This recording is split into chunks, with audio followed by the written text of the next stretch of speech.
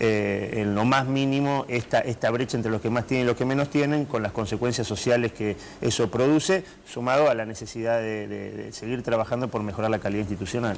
Me gustaría escuchar a los tres hablando de los tres proyectos. Empecemos por el oficialismo, a ver qué dice la oposición. La juventud kirchnerista y el kirchnerismo en general habla de profundizar el sistema y el modelo el año que viene. Sin embargo, la presidenta acaba de crear un Ministerio de Seguridad que para muchos es reconocer el problema y, por ejemplo, también se acaba de aceptar la visita de un grupo de enviados del FMI para hablar de inflación. Fernanda, Carlos, ¿esto es profundizar el modelo o es admitir que también hubo errores? Bueno, me parece que creo que hay algunos pasos que se han dado que son importantes. O sea, reconocer el problema es un paso para poder solucionarlo. Y la verdad que nosotros esto lo venimos diciendo hace mucho tiempo. El problema que está con respecto a la inflación, el no reconocimiento de la inflación, si hablamos de desigualdad, es lo que más repercute en los niveles de desigualdad y en los niveles de pobreza, porque cuando uno tiene una inflación subestimada, también subestima la canasta básica y por lo tanto subestima la cantidad de pobres que hay en el país. Y cuando uno está llegando a niveles de una pobreza estructural muy fuerte, estamos cerca del 35% de pobreza y un 25% de pobreza estructural, entonces si no hay políticas que vayan desde el Poder Ejecutivo a poder resolver ese problema, lo que hacemos es profundizar la pobreza. Entonces que se reconozca esto es un paso fundamental. Que se empiece a reconocer también el tema de la seguridad también es importante, porque me parece que el problema que están viendo todos los argentinos con respecto a la seguridad, y si no empezamos a tomar medidas con respecto a esto, que no tiene que ver con aumentar la policía, que no tiene que ver con llevar más, solamente llevar más patrulleros a la calle, sino que tiene que ver con una política integral para que la seguridad empiece a ser, que empieza por reconocer la pobreza, que empieza por empezar a dar políticas de educación, de salud, generar todo un marco para que esto empiece a bajar. La verdad es que yo creo que hubo cuestiones que no fueron reconocidas durante muchos años.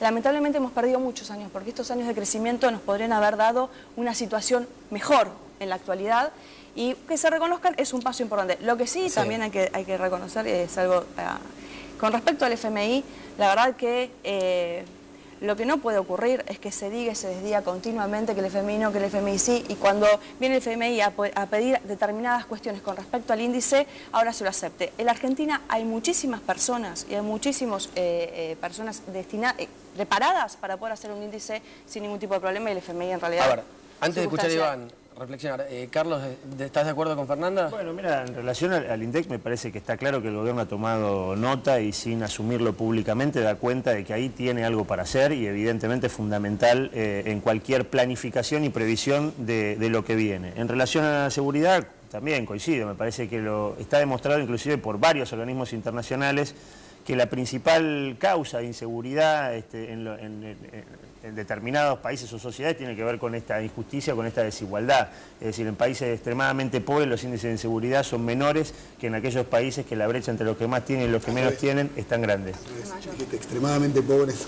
Extremadamente pobres, pero que no tienen desigualdad. Hay menos índice de inseguridad que en un país extremadamente desigual como puede ser el nuestro desde nuestra perspectiva. Iván, ¿profundizar el modelo o buscar consensos a un año de las elecciones? Profundizar el modelo es buscar consensos, que es lo que viene haciendo nuestro gobierno desde el año 2003, porque digamos todas las discusiones y todas las políticas que se llevaron adelante fueron vía parlamentaria. Hemos tenido leyes de presupuesto, leyes de nacionalización de empresas, las leyes de FJP, digo, todas las medidas que se tomaron pasaron por el Congreso, o sea que digamos profundizar el modelo es buscar consensos. La ley de medios también fue parte de esos consensos y la votaron muchas fuerzas políticas. Pero volviendo un poco al tema, yo creo que la Argentina viene de 30 años de una estrategia de desarrollo económico que lo que hizo fue excluir, empobrecer, generar mayor desempleo, generar mayor desigualdad, y en estos últimos 7 años se empezó a revertir esa situación. Falta mucho por hacer, falta un montón. Ahora, digamos, la línea de intervención política siempre tuvo que ver con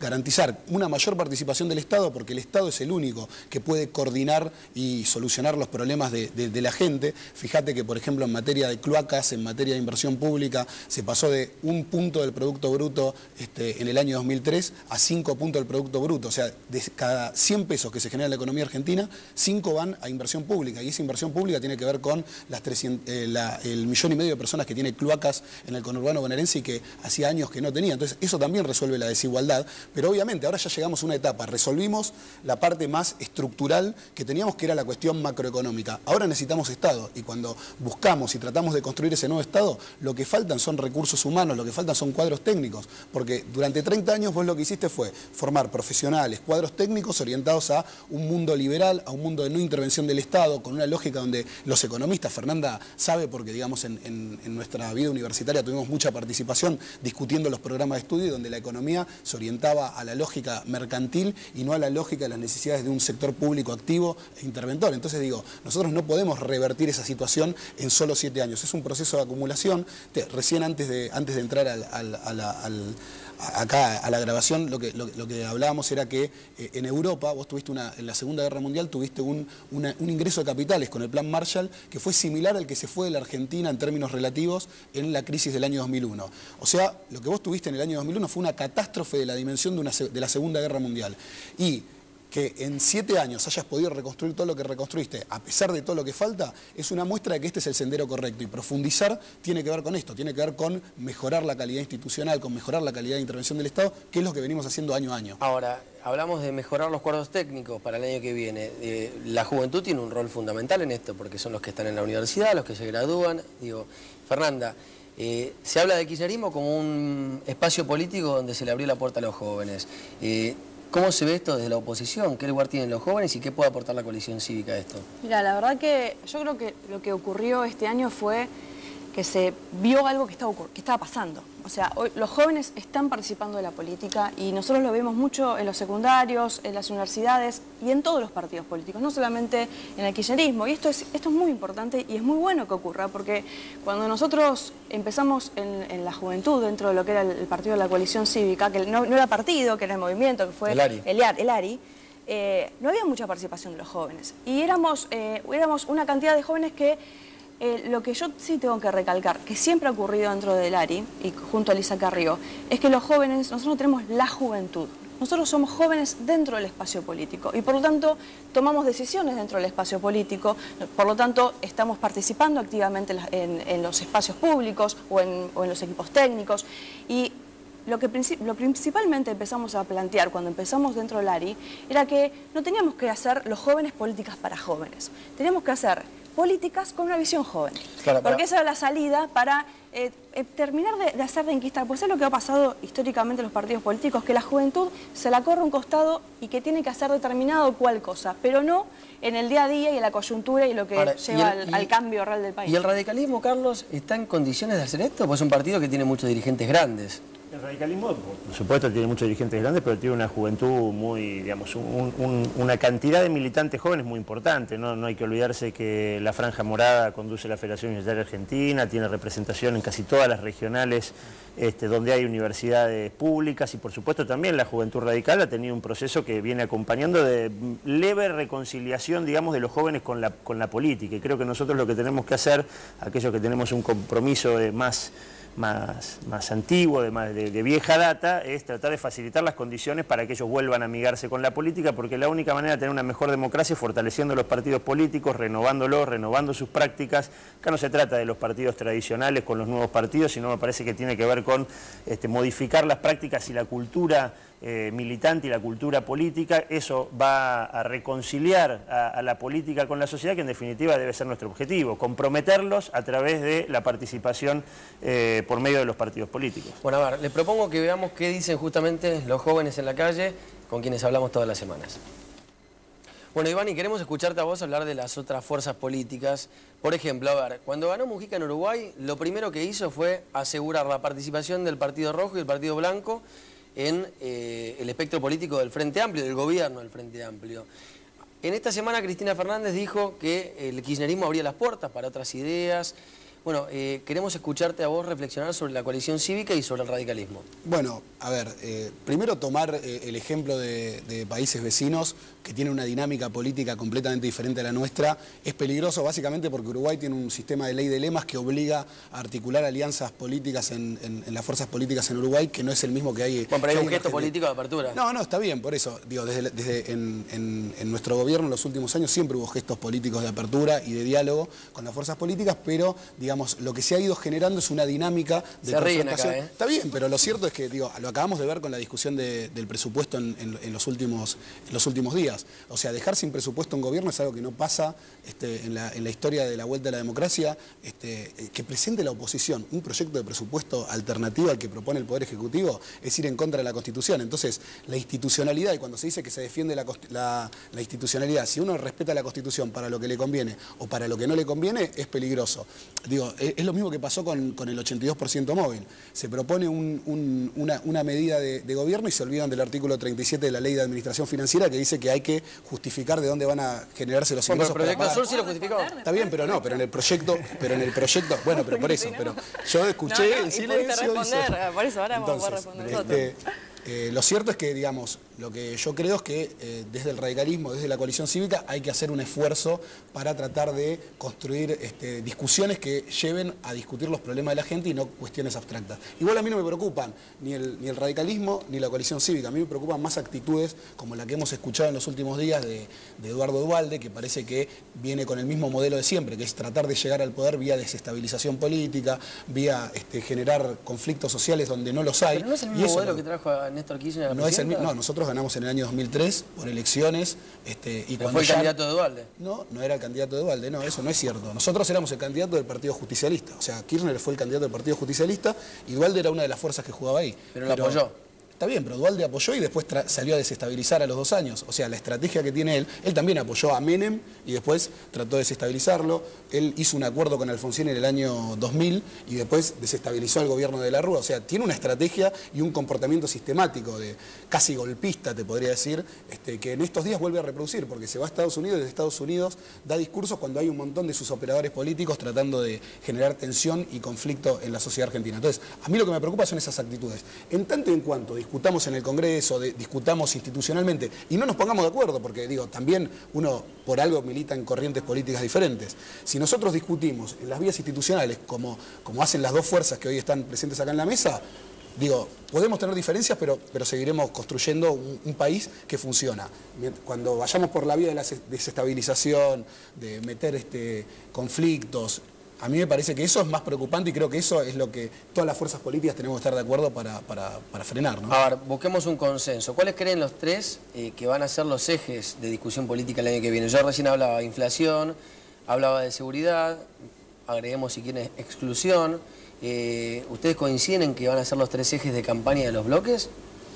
Bueno, por lo menos nosotros lo que vamos a plantear es lo que venimos planteando hace tiempo. Cuando hablábamos sobre la posibilidad de un ingreso universal para todos los chicos del país, desde el 97 lo venimos planteando y la presidenta a través de un decreto lo termina llevando adelante sin universalizarlo, sin que llegue a todos, pero que llegue a alguno de los chicos. Yo creo que una de las líneas, vamos a trabajar sobre unas líneas para que esto sea universal, para que llegue a todos. También otra de las líneas va a ser una reforma tributaria. Nosotros creemos que en la Argentina no se puede hablar de distribución del ingreso si no tenés una reforma real tributaria para que realmente paguen los que más tienen. Y el otro punto que nosotros vamos a plantear va a ser obviamente también el tema de los jubilados. O sea, yo creo que tener una sociedad que tenga claridad en la prioridad que esa sociedad debe tener, que son los jubilados y son los chicos de nuestro país, es empezar a atacar, en primer lugar, la cuestión de la vulnerabilidad y la pobreza en la Argentina, porque hoy el 50% de los chicos son pobres y el 80% de los jubilados son pobres. Entonces ahí estamos llevando adelante una política que realmente empieza a terminar y caminar sobre la base de una sociedad más justa, ¿no? A ver, ¿y el radicalismo coincide en Mirá, esto? yo creo que el desafío principal que debiera transformarse en políticas de Estado, es decir, que trasciendan a un solo partido, tiene que ver con resolver la pobreza. Esa es la principal cuestión, para lo cual hay que atacar todas las causas que generan la desigualdad, la exclusión y una aclaración, si se me permite. Yo creo que primero lo de Alfonsín y Duhalde, el pacto que se estabilizó, bueno, eso es una... Yo no dije que era un pacto entre ellos, Bueno, yo dije que tenía un acuerdo, Alfonsín Duhalde, eso es falso. Y después Duhalde no lo respetó. Y de todos modos, lo que me parece que sí hay que ganar es en políticas de Estado que permitan construir acuerdos con los sectores de la producción, con el sector del trabajo, con los sectores sociales, no desde la cooptación, que para mí es una de las críticas que le hago al modelo actual de gobierno, sino desde el debate político. Digo, lo del presupuesto, que hoy no sea presupuesto, a mi modo de ver, no es una acción inconstitucional proponer modificaciones al presupuesto y creo que no hay presupuesto porque el gobierno no quiso que hubiera. Iván, ¿coincidís en el tema de pobreza, exclusión, inflación ¿Y seguridad? Yo creo que el desafío para la Argentina, que es, digamos, lo que nosotros venimos planteando hace 7 años, es cambiar la matriz productiva de la Argentina. O sea, un país con una estructura productiva basada en la renta natural no alcanza. O sea, en el año 2001 lo vimos bien claro, con la mitad de la población afuera del reparto de la riqueza, y me parece que el desafío es profundizar un camino donde genere mayor valor agregado en la estructura productiva, y ese mayor valor agregado genera empleo de mayor calidad, emplea condiciones de trabajo mucho mejores, y eso va a resolver la cuestión estructural de la pobreza. Ahora, mientras tanto, vos necesitas un Estado activo que resuelva cuestiones como la vivienda, como la infraestructura social. Digo, en la Argentina, recordemos que no se hizo una cloaca hasta que llegó nuestro gobierno. Y no es un tema menor, porque eso es la pobreza estructural. Cuando vos, el censo económico releva condiciones de vida, una de las cosas que observa es si hay cloacas o no hay cloacas. Casi la mitad de la población en la provincia de Buenos Aires vive sin cloacas todavía, y eso es una deuda que tiene la democracia. Es una provincia gobernada por el oficialismo, eso sí, lo reconocen. Está bien, pero hoy estamos gobernando y estamos empezando a resolver eso. Sí. La conduce el mismo bueno, partido político. Pero ustedes votaron una ley de coparticipación que nos dejó con el 24%. Fernanda, quería decir algo. Sí, no, que yo coincido con la modificación del modelo productivo, y lo que estamos hoy es un modelo extractivo. Y a mí lo que me preocupa, que lejos de la posición que vos tenés, la presidenta hace muy poco dijo que iba a profundizar el modelo extractivo con respecto a la minería, por ejemplo. Y que otro de los temas que creo que nosotros tenemos que discutir fuertemente en la Argentina es con respecto a nuestros recursos naturales, porque lamentablemente lo que estamos teniendo es un saqueo extremo con respecto a lo económico, no generación de valor agregado, sino extracción y llevarse los minerales como si esto fuera un regalo de este país. Y eso ha sido dentro de este gobierno, y creo que es algo que hay que empezar a discutir y hay que empezar a evitarlo. A mí me parece interesante discutir la estructura productiva. Digamos, me parece que los recursos naturales son el 7% del producto y es una discusión importante. Me parece central discutir la industria, pero lo de los recursos naturales, que está en la Constitución Nacional y que el control de los recursos naturales es provincial, si querés, Fernanda, podemos hacer una cuestión generacional y hacer una propuesta de reforma constitucional para que vuelvan... El dominio es las jurisdicciones nacionales. Entonces, cuando vos tenés, por ejemplo, la jurisdicción leyes... es reguladora. La Constitución dice que los recursos naturales los controlan las provincias. Eso fue una ley, fue una reforma de la Constitución del año 94, que votaron todas las fuerzas políticas y que tenemos que cambiarla. Pero más allá de eso... No, ustedes sí, porque digamos, en ese momento era el radicalismo. Más allá de eso, lo que es cierto es que hay leyes nacionales de regulación, de protección de, por ejemplo, los glaciares, y que hoy está suspendida en la provincia de San Juan esa ley. ¿Por qué? Porque no se apeló desde el gobierno nacional para que eso no pasara. Entonces, me parece que uno de los debates que debe darse el año que viene es este, y otra de las cuestiones. El tema de la subejecución de los presupuestos con respecto a vivienda a nivel nacional también es algo que hay que revisar, porque eso significó que no haya viviendas. Y la última cuestión. Justo cuando se ponía divertido. Me parece que lo que no tiene que pasar es que haya estos niveles de violencia que se vieron en estos últimos tiempos, porque eso a los únicos que perjudica es a la ciudadanía. Bueno, Carlos, simplemente, ¿coincidís en el punto este? A ver, sí, yo creo que hay que ir a un modelo de desarrollo sustentable, por supuesto, de la perspectiva ambiental, y discutir la matriz redistributiva de la Argentina. La Argentina sigue siendo concentradora en lo económico, y ese es el principal desafío que tenemos que afrontar. Muchas gracias a los tres. Bueno, el año que viene, decíamos, es un año de elecciones, hay que festejar. Son 27 años de democracia, nunca se vio un periodo tan grande de libertad en lo que hace a la posibilidad de elegir a nuestros representantes políticos. En lo que hace nuestro programa, nos vamos a reencontrar en marzo del año que viene para seguir haciendo lo mismo que venimos haciendo en estos últimos 3 meses, que es compartir con ustedes nuestras ganas de discutir, nuestras ganas de debatir, de pensar distinto, porque estamos convencidos de que esa es la única manera que tiene nuestro país para salir adelante. Hasta marzo del año que viene. Gracias.